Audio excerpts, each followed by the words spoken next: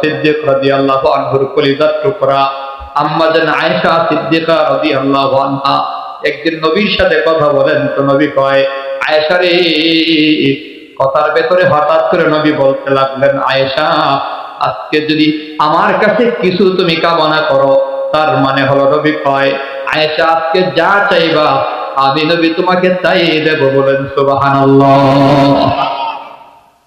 আয়েশা, আজকে তুমি আমার কাছে কিছু চাইবা, আমার মুড ভালো, তুমি যা চাইবা আমি নবী তোমাকে তাই দেওয়ার চেষ্টা করবো। সুবহানাল্লাহ। নবীকে তো আল্লাহ দেওয়ার ক্ষমতা দিচ্ছে।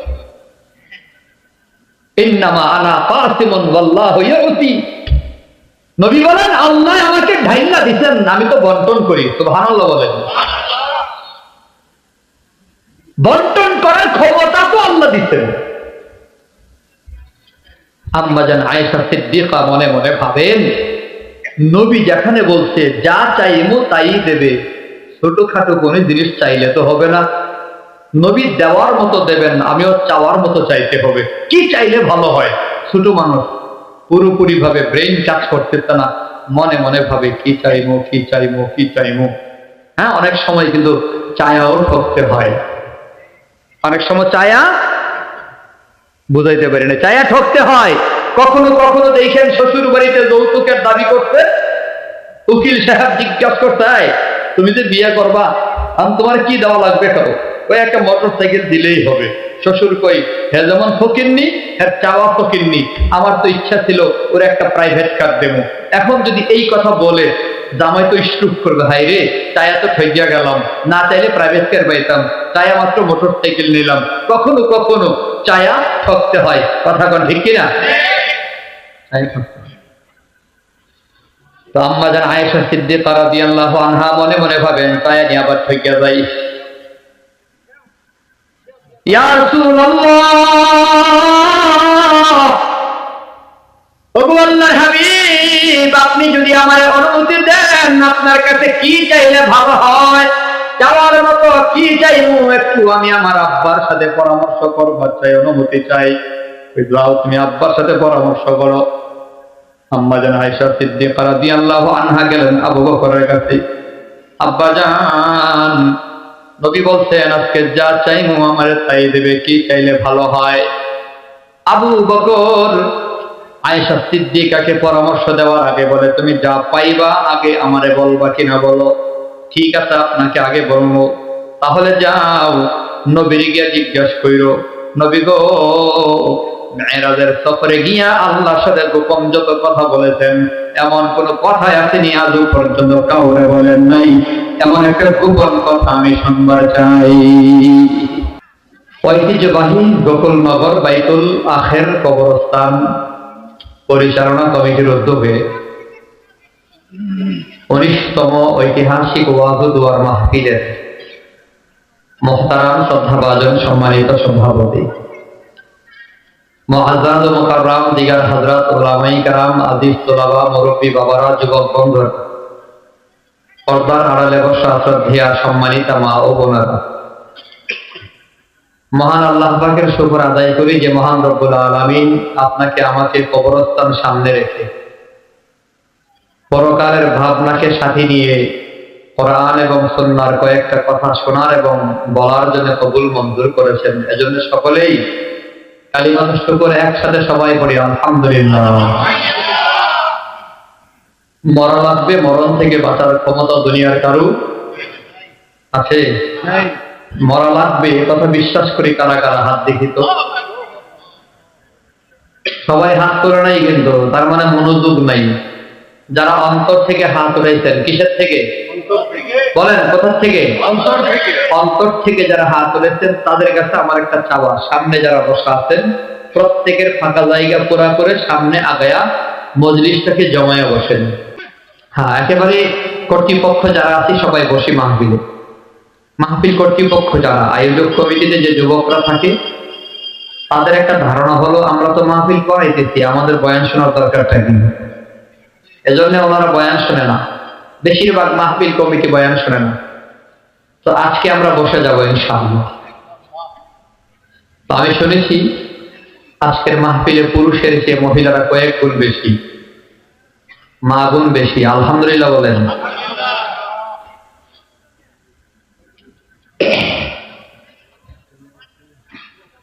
কোন সাউন্ড কি বন্ধ হয়েছে কোথাও সাইডে? কোনটা বন্ধ? ওই পাশে ভেতর এখানে চলে আসেন, এখানে আওয়াজ আছে। আসেন আসেন, এখানে ভালো আওয়াজ। আলহামদুলিল্লাহ বলেন। আলহামদুলিল্লাহ শুনছেন? আলহামদুলিল্লাহ শোনা যায়? আপনি কি ওখান থেকে শুনবেন না আইবেন? আয়েন ভাই। বাইতুল আখির কবরস্থান দেখছেন? কবরস্থান মানেই হলো আখিরের ঘর, শেষ ঘর, এবং সেই গুরুস্থানের নাম দিচ্ছে বাইতুল আখির। একেবারে জীবনের শেষ ঘর, শেষ ঠিকানা।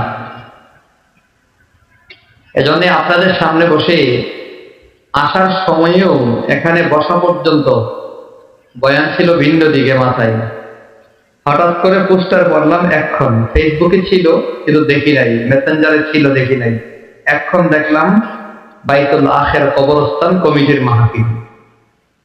এজন্য একটি কমন আয়াত তেলাওয়াত করেছি, যে আয়াত আমাদের সকলের জানা থাকার কথা। হাদিস শরীফে প্রমাণিত, যখন কবরে মাটি দেওয়া হয় তো এই আয়াতটাকে 3 ভাগে বন্টন করে তেলাওয়াত করা হয়। মাটি দেওয়ার বেলায় প্রথম মুষ্টি মাটি হাতে নিয়ে পড়া হয় মিনহা খালাকনাকুম। এরপরে আবার যখন মাটি দেয় দ্বিতীয়বারে পড়া হয় ওয়াফিহা নুঈদুকুম। 3 নম্বরে মাটি দেওয়ার সময় পড়া হয় ওয়ামিনহা নুখরিজুকুম তারাতান উখরা। তো কবরে মাটি দেওয়ার বেলায় এই আয়াতটাকে 3 ভাগে বন্টন করে তেলাওয়াত করা হয় দোয়া হিসেবে। স্বাভাবিকভাবেই মুসলমানের সন্তানদের এই আয়াতটা তো মুখস্থ থাকার কথা, ঠিক না? অন্তত আব্বা আম্মা, দাদা দাদি, নানা নানি, আপনজন মহিব্বিন কাছের মানুষ মারা যাবে, আর তাদের কবরে মাটি দেওয়ার বেলায় দোয়াটাও যদি না পারি তো আমি কিসের মুসলমান? জীবনে কি শিখলাম আমি? তো কমন এক আয়াত, যে আয়াত আমরা আমাদের কাছে কমন থাকার কথা। 3 অংশ। 1 নম্বর হলো মিনহা খালাকনাকুম। বলেন বলেন, সবাই পড়েন মিনহা খালাকনাকুম। আরো জোরে মিনহা খালাকনাকুম ওয়া ফিহা নুঈদুকুম ওয়া ফিহা নুঈদুকুম ওয়া ফিহা নুঈদুকুম ওয়া মিনহা নুখরিজুকুম তারাতান উখরা ওয়া মিনহা নুখরিজুকুম তারাতান উখরা ওয়া মিনহা নুখরিজুকুম তারাতান উখরা। আলেম না, বেশি মুরব্বী না, একজন যুবক বলতে পারবেন আয়াতটা? একজন বলেন। এই যে, হ্যাঁ বলেন।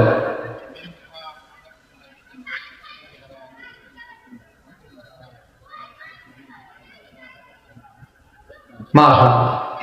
আচ্ছা, চিন্তা করছেন আমাদের সবার এটা পারার দরকার না? এই যে বুবার মতো কবরে মাটি দিয়ে এলাম হাদি ভাইয়ের, লক্ষ লক্ষ মানুষ জানাজায় দাঁড়াইলাম, অনেকে কবরে মাটি দিছে আবেগে, কিন্তু দোয়ারাই করে নাই। এভাবেই চলতেছে আমাদের মুসলমানদের জিন্দগি। কথা ঠিক না?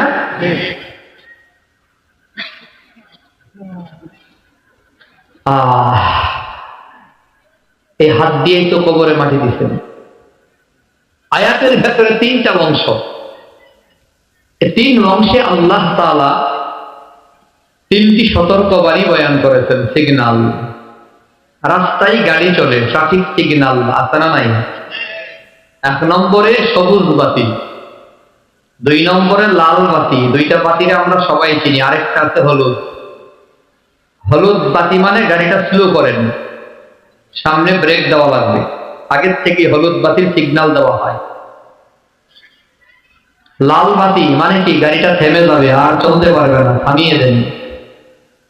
সবুজ বাতি মানে হলো গাড়ি চলবে, কোনো অসুবিধা। মোবাইলের ভেতরেও গুগল ম্যাপ আছে।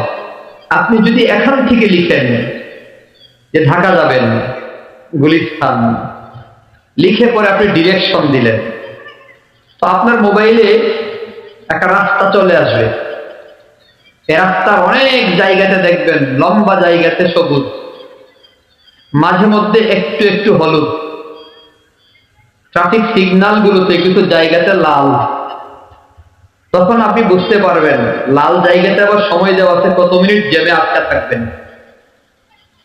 এই তিনটা সিগন্যাল মোবাইলের ভেতরেও আছে, সবুজ, হলুদ, লাল। সবুজ মানে হলো রাস্তা ফাঁকা, শাঁ শাঁ করে গাড়ি চলতেছে। হলুদ সিগন্যাল মানে হলো এই জায়গাতে গাড়ি একটু বেশি স্লো চলতেছে। লাল জায়গাতে বুঝবেন একটা জ্যাম আছে কোনো কারণে। আল্লাহ তাআলা মানুষের জীবনেও তিনটা সিগন্যাল বয়ান করেছেন। ট্রাফিক সিগন্যাল তিনটা মেনে যদি ড্রাইভার চলে তো গন্তব্য যাবে সহজে, কাঙ্ক্ষিত গন্তব্যে খুব নিরাপদে চলে যাবে। সিগন্যাল অমান্য করলেই দুর্ঘটনা, অ্যাক্সিডেন্ট আপনারা নাই, অ্যাক্সিডেন্ট হয়। ঠিক তেমনি ভাবে মানুষের জন্মের পর থেকে নিয়ে ইন্তেকাল পর্যন্ত, কবরে যাওয়া পর্যন্ত কাঙ্ক্ষিত জায়গা আখের ঘর, বাইতুল আখির শেষ ঘরে যাওয়া পর্যন্ত সিগন্যাল হলো তিনটা। এই তিন সিগন্যাল মেনে যদি কেউ চলে, যদি স্মরণ রাখে, তাহলে বান্দার কবরটাই হবে জান্নাতের বাগান। আরো জোরে বলেন সুবহানাল্লাহ। কবর হচ্ছে মানুষের প্রথম ঘাঁটি। আল কবরু মানজিলাতুম মিন মানাজিলিল আখিরাহ। আল্লাহ নবী সাল্লাল্লাহু আলাইহি ওয়াসাল্লাম বলেন, কবর হচ্ছে মানুষের প্রথম ঘাঁটি। প্রথম ঘাঁটিতে যাওয়ার আগে বান্দা তুমি তিন সিগন্যাল মনে রেখে চলবা। এক নাম্বার সিগন্যাল, আল্লাহ তাআলা বলে মিনহা খলাকনাকুম, আই মিনাল আরদি খলাকনাকুম। আল্লাহ তাআলা প্রথম স্মরণ করিয়া দেয়, বান্দা সব সময় মনে রাখো আমি আল্লাহ তোমাদেরকে মাটি থেকে বানাইছি। আল্লাহ তাআলা বলে আমি তোমাদেরকে মাটি থেকে বানাইলাম, মাটি দিয়া বানাইলাম, মাটির দ্বারা বানাইলাম। এজন্যই আল্লাহ তাআলা মনে করিয়ে দেন মানুষের ভেতরে মানুষ হিসাবে কোনো পার্থক্য নাই, ধনী গরিবে কোনো ব্যবধান নাই, উঁচা নিচায় কোনো পার্থক্য নাই, সাদা কালোতে কোনো পার্থক্য নাই, আমির ফকিরে কোনো ভেদাভেদ নাই, নারী পুরুষেও মানুষ হিসেবে মানুষের ভেতরে কোনো প্রাধান্য নাই, সেখানে ভিন্ন মাসআলা। কিন্তু জান্নাত জাহান্নামের বেলায় আল্লাহ তাআলা শুধুমাত্র পার্থক্য করেছেন তাকওয়ার ভিত্তিতে। আল্লাহ তাআলা বলে মানুষ আমি আল্লাহ তোমাদেরকে মাটি দিয়া বানাইছি। এই কথা বলে আল্লাহ তাআলা মূলত বুঝাইয়া দেন মানুষ হিসেবে মানুষ থেকে মানুষকে বড় মনে করার কোনো সুযোগ নাই, নিজের থেকে আরেকজন মানুষকে ছোট মনে করবার কোনো সুযোগ নাই। তাকাব্বুরি, ফখর, অহংকার থাকা যাবে না। মাটি যেমন নরম, মানুষের চলাও হবে নরম, মানুষের বলাও হবে নরম। ইবাদুর রহমানিল্লাযীনা ইয়ামশুনা আলাল আরদি হাওনা ওয়া ইযা খাতাবাহুমুল জাহিলুনা ক্বালু সালামা। আল্লাহ তাআলা বলে রহমানের খাঁটি বান্দা যারা হবে, মুসলমান যুবক বন্ধু মুরব্বী বাবা পর্দার আড়ালের মা বোনেরা, আল্লাহ তাআলা বলেন আল্লাহর খাঁটি বান্দারা চলবে নরম, বলবে নরম। মানুষের ভেতরে মানুষের জন্য মানুষের তৈরি কোনো ফখর নাই, অহংকার নাই, নিজের বড় মনে করবার কোনো সুযোগ নাই। আপনারে বড় বলে বড় সেই নয়, লোকে যারে বড় বলে বড় সেই হয়। আপনারে বড় বলে বড় সেই নয়, লোকে যারে বড় বলে বড় সেই হয়। বড় হওয়া এ জগতে কঠিন ব্যাপার, জগতে সে বড় হয় বড় গুঞ্জার। জগতে সে বড় হয় বড় গুঞ্জার। বড় গুণ দিয়া বড় হওয়া লাগে, তাকাব্বুরি আর ফখর অহংকার দিয়া কেউ বড় হতে পারে না। বরং মনে রেখো, অহংকার পতনের মূল। নমরুদের পতন হয়েছে, ফিরআউনের পতন হয়েছে, যুগে যুগে যত অহংকারী বাদশা জালেমরা অহংকার করেছে, আল্লাহ তাদের হিরাসত আর ক্ষমতা আর পাওয়ারকে দুনিয়ার সাথে মাটির সাথে আল্লাহ মিশিয়ে দিয়েছে। আসল ক্ষমতার মালিককে জোরে কন্যাকে আরো জোরে বলেন কে? আল্লাহ তাআলা বলে, তোমাদের মাটি দিয়া বানাইছি, কাউরে ছোট মনে করবার সুযোগ নাই, কারণ বড় বানাইবার মালিক কে? আমার নবীর যেহেতু বড় আর কেউ নাই, মাখলুকাতের ভেতরে নবী হলেন সবচেয়ে বড়। ওয়ারাফা'না লাকা যিকরাক, মাখলুকাতের ভেতরে নবীর চেয়ে উপরে আর কেউ আছে?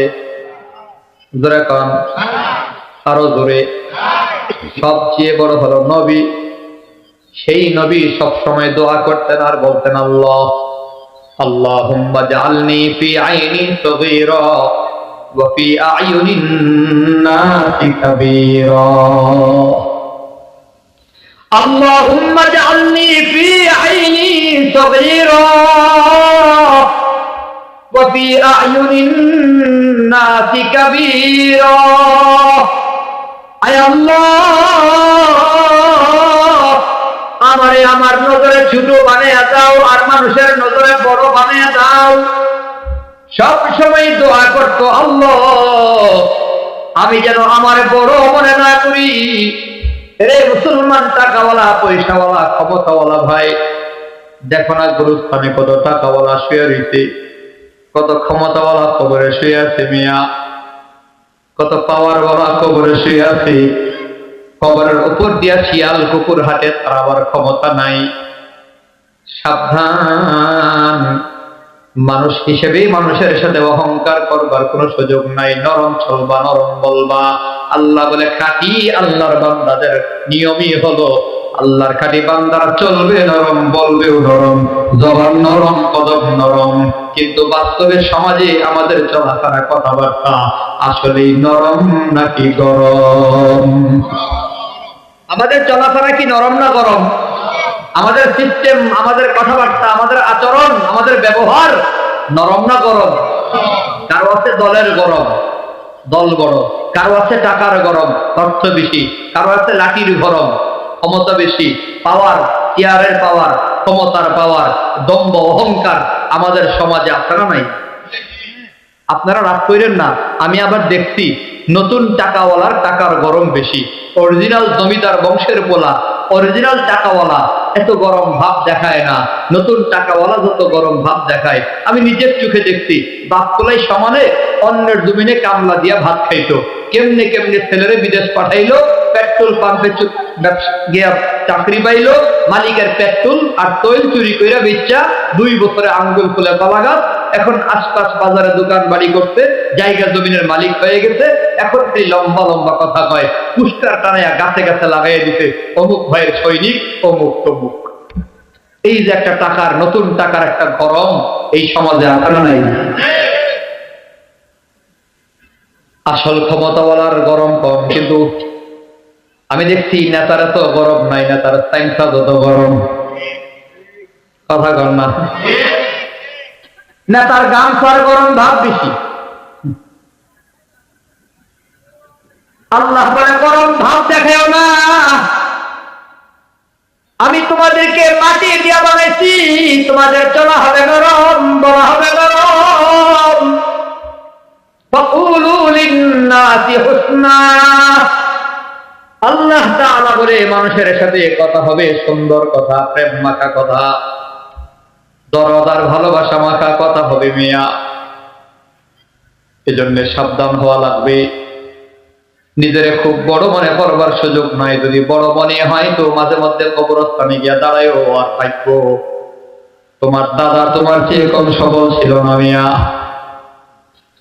আল্লাহ তাআলার কাছে সুন্দর আচরণের দাম, সুন্দর আখলাকের দাম। ইমাম বুখারী রাহমাতুল্লাহি আলাইহি হাদিস বয়ান করে, মানুষের জন্য সবচেয়ে বেশি ওজনদার আমল হলো তার সুন্দর আচরণ, সুন্দর ব্যবহার। আখলাক হলো তার সবচেয়ে বেশি ওজনওয়ালা আমল। মিজানের পাল্লায় সবচেয়ে ভারী হবে তার ব্যবহার, তার আখলাক। এজন্য সাবধান, ব্যবহার যেন খারাপ না হয়, কোন মানুষের মনে যেন ব্যবহারের দ্বারা কষ্ট না ঢুকে যায়। আল্লাহ নবী কয়, আল মুসলিমু মান সালিমাল মুসলিমুনা মিন লিসানিহি ওয়া ইয়াদিহি। প্রকৃত মুসলমান তারই বলে যার হাত দ্বারা কেউ কষ্ট পায় না, যার জবান দিয়েও কেউ কষ্ট পায় না। কোন মানুষের অন্তর ভেঙে দিয়া কষ্ট দিয়েন না। আল্লাহ বলে, ওয়াইলুল লিকুল্লি হুমাযাতিন লুমাযা। ওয়াইল, দুর্ভোগ, জাহান্নামে কপাল তার, যে মানুষকে ছোট করে কথা কয়, যে মানুষের পেছনে বদনাম করে, সামনে ইনসাল্ট আর অসম্মান করে কথা বলে, মানুষকে তুচ্ছ তাচ্ছিল্য করে কথা বলে। আল্লাহ বলে, ওয়াইল, মানুষের অন্তর ভেঙে দিও না। কেন জানো? মানুষের অন্তর ভেঙে দেওয়া কত বড় অপরাধ। বুঝার জন্য মাঝে মধ্যে বয়ানে বলি, সিদ্দিক আকবর আবু বকর সিদ্দিক রাদিয়াল্লাহু আনহুর কলিজার টুকরা আম্মা জান আয়েশা সিদ্দিকা রাদিয়াল্লাহু আনহা একদিন নবীর সাথে কথা বলেন। তো নবী কয়, আয়েশা রে, কথার ভেতরে হঠাৎ করে নবী বলতে লাগলেন, আয়েশা, আজকে যদি আমার কাছে কিছু তুমি কামনা করো, তার মানে হলো নবী কয়, আয়েশা আজকে যা চাইবা আমি নবী তোমাকে তাই দেব। বলেন সুবহানাল্লাহ। আয়েশা, আজকে তুমি আমার কাছে কিছু চাইবা, আমার মুড ভালো, তুমি যা চাইবা আমি নবী তোমাকে তাই দেওয়ার চেষ্টা করবো। সুবহানাল্লাহ। নবীকে তো আল্লাহ দেওয়ার ক্ষমতা দিচ্ছে। ইন্নামা আনা কাসিমুন ওয়াল্লাহু ইউতি। নবী বলেন, আল্লাহ আমাকে ঢাইলা দিবেন, আমি তো বন্টন করি। সুবহানাল্লাহ বলেন। বন্টন করার ক্ষমতা তো আল্লাহ দিচ্ছেন। আম্মা জান আয়েশা সিদ্দিকা মনে মনে ভাবেন, নবী যেখানে বলছে যা চাইমু তাই দেবে, ছোটখাটো কোন জিনিস চাইলে তো হবে না। নবী দেওয়ার মতো দেবেন, আমিও চাওয়ার মতো চাইতে হবে। কি চাইলে ভালো হয়? ছোট মানুষ, পুরোপুরি ভাবে ব্রেইন কাজ করতেছে না, মনে মনে ভাবে কি চাইমু, কি চাইমু, কি চাইমু। হ্যাঁ, অনেক সময় কিন্তু চায়াও ঠকতে হয়। অনেক সময় চায়া বুঝাইতে পারি না, চায়া ঠকতে হয়। কখনো কখনো দেখেন শ্বশুর বাড়িতে যৌতুকের দাবি করতে, উকিল সাহেব জিজ্ঞাসা করতে, তুমি যে বিয়ে করবা, আমি তোমার কি দেওয়া লাগবে? করো, ওই একটা মোটর সাইকেল দিলেই হবে। শ্বশুর কই, হ্যাঁ যেমন ফকিরনি, হ্যাঁ চাওয়া ফকিরনি, আমার তো ইচ্ছা ছিল ওর একটা প্রাইভেট কার দেবো। এখন যদি এই কথা বলে, জামাই তো স্ট্রোক করবে, হাই রে, চায়া তো ঠকিয়া গেলাম, না চাইলে প্রাইভেট কার পাইতাম, চায়া মাত্র মোটর সাইকেল নিলাম। কখনো কখনো চায়া ঠকতে হয়। কথা কোন ঠিক কিনা? তো আম্মা জান আয়েশা সিদ্দিকা রাদিয়াল্লাহু আনহা মনে মনে ভাবেন, চায়া নিয়ে আবার ঠকিয়া যাই। ইয়া রাসূলুল্লাহ, ওগো আল্লাহর হাবিব, আপনি যদি আমার অনুমতি দেন, আপনার কাছে কি চাইলে ভালো হয়? চাওয়ার মতো কি চাইবো? একটু আমি আমার আব্বার সাথে পরামর্শ করবার চাই, অনুমতি চাই। যাও, তুমি আব্বার সাথে পরামর্শ করো। আম্মা জান আয়েশা সিদ্দিকা রাদিয়াল্লাহু আনহা গেলেন আবু বকরের কাছে। আব্বা জান, নবী বলছেন আজকে যা চাইমু আমারে তাই দেবে, কি চাইলে ভালো হয়? আবু বকর আয়েশা সিদ্দিকাকে পরামর্শ দেওয়ার আগে বলে, তুমি যা পাইবা আগে আমারে বলবা কিনা বলো।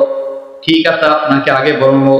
তাহলে যাও, নবীর গিয়া জিজ্ঞাসা কইরো, নবী গো, মেরাজের সফরে গিয়া আল্লাহর সাথে গোপন যত কথা বলেছেন, এমন কোন কথাই আসেনি আজ পর্যন্ত কাউরে বলেন নাই। এমন একটা গোপন কথা আমি শুনবার চাই। আমাদের আয়েশা রাসূলকে জিজ্ঞাসা করতে, ইয়া রাসূলুল্লাহ, মেরাজের সফরে গিয়া আল্লাহর সাথে যে কথা বলছেন, এমন কোন গোপন কথা আছে কি আজ পর্যন্ত কাউরে বলেন নাই? এমন একটা গোপন তথ্য কথা আমি জানবার চাই। আমার নবী মুচকি হাসি দেয়া কয়, আয়েশা রে, আমি জানতাম আমার বন্ধু আবু বকর ছাড়া এমন চিকন বুদ্ধি আর কারো নাই। আবু বকর তো চিকন কামলা, গোপন আমল তালাশ করে আর সবার আগে এই আমলটা নিজে করে। সুবহানাল্লাহ। আমলের থেকে আগে বেরা গেছেন বলেই নাম আবু বকর। আল্লাহ, আবু বকর আম্মা জান আয়েশা সিদ্দিকা রাদিয়াল্লাহু তাআলা আনহাকে পরামর্শ দিয়া দিলেন, এবার আমার আপনার নবী বলেন, আয়েশা, ও আয়েশা, তাহলে শুনো, আল্লাহ তাআলা আমার সাথে যত গোপন কথা বলেছেন, এর ভেতরে একটা গোপন কথা আজ পর্যন্ত কারো কাছে বলি নাই। কি কথা বলেন আমার কাছে? আয়েশা রে, আল্লাহ তাআলা আমার কাছে বলেছেন, নবী, দুনিয়ার মানুষকে জানাইয়া দিয়েন, আমার বান্দা বান্দির ভেতরে যে বান্দা অন্য কোনো মানুষের অন্তরের কষ্ট দূর করিয়া দেবে, আমি আল্লাহ তার বিনা হিসাবে জান্নাত দিয়া দেব। কোন মানুষের অন্তরের কষ্ট যদি দূর করিয়া দেয়, আল্লাহ বিনা হিসাবে জান্নাত দিয়া দেবে। আমাদের আয়েশা সিদ্দিকা রাদিয়াল্লাহু তাআলা আনহা ওই সত্য মতো নিজের বাবার কাছে বয়ান করেছেন, আব্বা জান, আল্লাহ নবী এই কথা বলেছেন, যদি কোনো মানুষের মনের কষ্ট দূর করিয়া দেয় তো আল্লাহ তারা জান্নাত দিয়া দেবে বিনা হিসেবে জান্নাত। আবু বকর এই কথাটা শোনার পরে চোখের পানি ছেড়ে বাচ্চাদের মতো হাউ মাউ করে কান্না শুরু করেছে। আবু বকর কান্না করে, ও মুসলমান মায়েরা, ও মুসলমান যুবক বন্ধুরা, পর্দার আড়ালের মা বোনেরা, মুরব্বী বাবারা, আম্মা জান আয়েশা সিদ্দিকা জিজ্ঞাসা করে, আব্বা জান কান্না করেন কেন? খবরটা তো ভালো খবর, আমি নিজের চোখে দেখেছি আপনি কত মানুষের মনের কষ্ট দূর করিয়া দিতেন, কত মানুষের ঘর নাই আপনি ঘর বানিয়ে দিতেন, কত মানুষের বিয়ে শাদীর খরচ দিতেন, আব্বা জান নিজের বাগান দান করিয়া দিতেন, কত গোলাম সাহাবীরা আজাদ করবার জন্য টাকা পয়সা নিজের অর্থ খরচ করেছেন, কত মানুষের কষ্ট দূর করিয়া দিতেন। আল্লাহর নবীর কথার দ্বারা প্রমাণ হয় আপনি বিনা হিসেবে জান্নাতি, এরপরে কান্না করেন করে বুঝলাম না। আবু বকর বলে, মারে, আমি তো কান্না করি এই কথার বিপরীত কথার চিন্তা করে আমি কান্না করি। আমি জানি কত মানুষের উপকার করেছি, কিন্তু বিপরীত কথা হলো কারো মনের কষ্ট দূর করিয়া দিলে আল্লাহ তারা বিনা হিসেবে জান্নাত দিয়া দেবে। এর বিপরীত কি দাঁড়ায়? কোন মানুষের মনে কষ্ট দিলে আল্লাহ তারা বিনা হিসেবে জাহান্নাম দিয়া দেবে। বিপরীত কথা তো এটাই দাঁড়ায়, আগুনের বিপরীত যেমন পানি, পানির বিপরীত যেমন আগুন, রাতের বিপরীত দিন, দিনের বিপরীত রাত, আলোর বিপরীত অন্ধকার, অন্ধকারের বিপরীত হলো আলো। বিনা হিসাবে আল্লাহ জান্নাত দিয়া দেবে যদি কারো মনের কষ্ট দূর করিয়া দেওয়া হয়। এই কথার বিপরীত কথা হলো কারো মনের ভেতরে কষ্ট যদি দেওয়া হয় তো আল্লাহ তারা বিনা হিসাবে জাহান্নাম দিয়া দেবে। এই কথা চিন্তা করে আমি আবু বকর কান্না করি। আমি জানি কত মানুষের উপকার করেছি, আমার তো হিসাব আছে, আমার জানা আছে, কিন্তু আমি জানি না, না জানি মনের অজান্তে কোনো মানুষের অন্তর ভেঙে দিলাম কিনা, না জানি কোনো মানুষকে আমি কষ্ট দিলাম কিনা। ওরে মুসলমান যুবক, একটু ভাবো, ক্ষমতার গরম দেখায় কত মানুষের অন্তরে আঘাত দিলাম, দলের গরম দেখায় ফুটপাতে কত রিক্সাওয়ালার কষ্ট দিলাম, ভ্যান গাড়িওয়ালার কষ্ট দিলাম, তরকারি বিক্রেতার থাপ্পড় মারলাম, চর মারলাম, কত মানুষের কষ্ট দিলাম। লোকাল বাসে চলার বেলায় চলার সময় মাঝে মধ্যেই তর্ক হয়, বিতর্ক হয়, কত মানুষের মনে কষ্ট দিয়া সরি না হইলেও চলে আসি, ক্ষমাও চায় না। জীবনে কত মানুষের কষ্ট দিলাম। আবু বকর মনে মনে ভাবে, আয়েশা রে, আমার মনে বড় চিন্তা, না জানি মনের অজান্তে কোনো মানুষের কষ্ট দিলাম কিনা। যদি কষ্ট দিয়া থাকি আল্লাহর জাহান্নাম তো বিনা হিসাবে পাইয়া যাবো। আমি তো জাহান্নামের আগুনের ভয়ে কান্না করি। এই যুগে কেমন চিন্তা করা দরকার। আবু বকর ফিল জান্নাহ, রাসূল আবু বকরকে জান্নাতি বলার পরও আবু বকরের চিন্তা আর টেনশন, না জানি কোন মানুষের কষ্ট দিলাম কিনা। আপনার আমার জীবনে কত মানুষের অন্তর ভেঙে দিলাম, কত মানুষের মনে কষ্ট দিলাম। এজন্য পায়ে ধরে বলবো, সাবধান, ব্যবহার যেন সুন্দর হয়, আচরণ যেন সুন্দর হয়, কথাবার্তার দ্বারা কোন মানুষের মনের ভেতরে যেন আঘাত না থাকে। মিনহা খলাকনাকুম, মাটি দিয়া বানাইলাম, মাটির মতো চলবা নরম, বলবা নরম, বান্দা সব মানুষ সমান। প্রমাণ হবে আলাদা কিভাবে? কিসের ভিত্তিতে? মাকানের বেশকম হবে, সম্মানের পদমর্যাদার বেশকম হবে, কই তাকওয়ার দ্বারা। ইন্না আকরামাকুম ইনদাল্লাহি আতকাকুম। আলেম দামি, পীর সাহেব দামি, পীর সাহেব জান্নাতি, ইমাম সাহেব জান্নাতি, এমন কথা আল্লাহ তাআলা কোথাও বলে নাই। আমার আল্লাহ বলে নাই ধনী হয়ে যাও আমি আল্লাহ জান্নাত দিয়ে দেব, 100 বার হজ উমরা করো আমি আল্লাহ জান্নাত দিয়ে দেব, যত দামি কোরবানি দিতে পারো আমি আল্লাহ জান্নাত দিয়ে দেব। না না, আল্লাহ তাআলা বলে ফাদখুলি ফি ইবাদি ওয়াদখুলি জান্নাতি, যে আমার গোলাম ধনী বুঝে না, গরিব বুঝি না।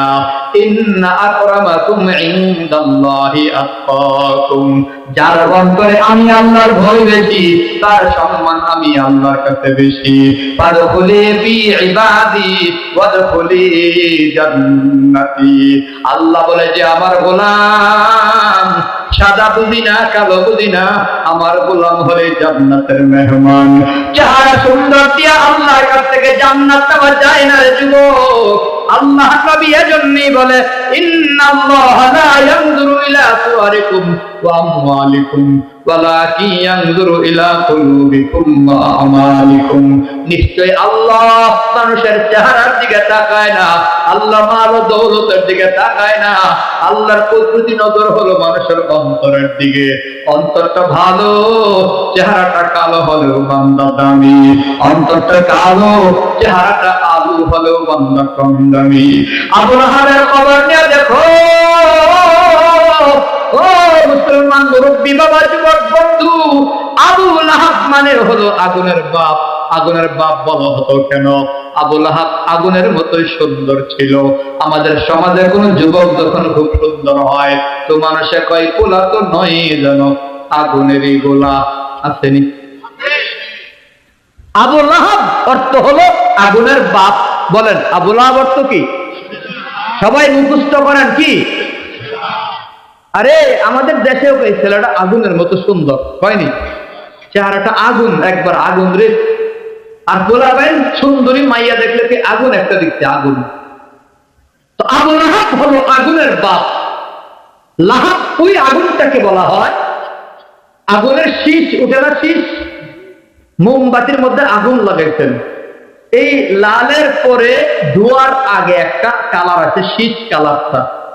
আবার আগুনের উপরে, লালের উপরে আবার ধোয়ার নিচে কিছুটা হালকা গোলাপি গোলাপি সাদা লাল মিলাইয়া মিক্স করা, এমন একটা কালার যে এই কালারটা কোনো মানুষের হলে মানুষটা বড় সুন্দর হয়। তো আবু লাহাব ছিল এত সুন্দর, মানুষ তারে বলতো আগুনের বাপ। সুবহানাল্লাহ বলে,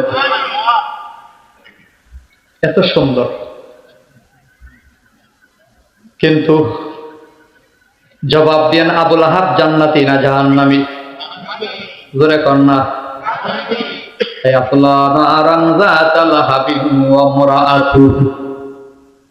আল্লাহ বলে আবু লাহাব জাহান্নামের প্যাসেঞ্জার। তার মানে সুন্দর চেহারা দিয়ে জান্নাতে জান্নাত পাওয়া যায় না, জাহান্নাম থেকে বাঁচা যায় না। লুকমান বড় কালো, কিন্তু লুকমান আল্লাহর কাছে বড় দামি। আল্লাহ কোরআনে লুকমানের নামে সূরা নাযিল করে দিয়েছেন, জোরে কোন সুবহানাল্লাহ। হযরতে বেলাল কালো, কিন্তু আল্লাহর কাছে বড় দামি। বেলাল বড় কালো, কালো হওয়ার পরও আল্লাহর কাছে কত দামি। আপনার আমার নবী যখন মেরাজের সফরে জান্নাতের কিনারা দিয়ে হাঁটেন, জিবরাইল আমিন নবীর সাথে হাঁটেন। হঠাৎ করে নবী কই, জিবরাইল তুমি আমি ছাড়া জান্নাতের ভেতর আরেকজনের পায়ের আওয়াজ শোনা যায়, কে সে? জিবরাইল আমিন বলে আমি আপনি তারা 3 নম্বরে যার পায়ের আওয়াজ শোনা যায় সে হলো আপনার কালো বেলাল। হাতে মক্কায়, আওয়াজ হয় জান্নাতে। मकबूल तो मगर साज है, काबिल तो बहुत है। मकबूल तो मगर साज है, काबिल तो बहुत है। आईना के मानंद है तू नहीं, दिल तो बहुत है। আইনা কে মানেন্দে তো নাহি দিল তু বহুত হ্যায়। কালো কিন্তু আল্লাহর কাছে বড় ভালো। সুবহানাল্লাহ বলে। সুম্মা রাদাদনাহু আসফালা সাফিলিন। আল্লাহ বলে তোমার রূপ, তোমার সৌন্দর্য, তোমার সবলতা কিচ্ছুই থাকবে না। আমি আল্লাহ তোমার রূপ নষ্ট করে দেব, তোমার সবলতাকে দুর্বলতাই নিয়ে যাব, এত বেশি দুর্বল তোমার বানাইয়া দেব, তুমি বাচ্চা কালে যত দুর্বল ছিলা, গোড়া কালে এর চেয়ে বেশি দুর্বল আমি আল্লাহ বানাইয়া দেব। অতএব তোমার রূপের কোনো মূল্য নাই, বডির কোনো মূল্য নাই, সম্পদের কোনো মূল্য নাই, ক্ষমতার চেয়ারের কোনো মূল্য নাই, পাওয়ারের কোনো মূল্য নাই। মূল্য হলো তোমার অন্তর আত্মা পরিশুদ্ধ। কাদ আফলাহা মান তাযাক্কা, কাদ আফলাহা মান যাক্কাহা। অন্তরটা ভালো তো আমি আল্লাহর জান্নাত তোমার জন্য খুললাম। যারা কোন সুবহানাল্লাহ। দিল দিল দুনিয়ার কেউ অন্তর দেখে না, একজন দেখেন, তিনি কে? আমাদের তো চেহারা ভালো, ভেতরে তো কালো, ঠিক না? বহু মানুষের চেহারা বড় সুন্দর, লেবাস বড় সুন্দর, এই জন্য সাবধান।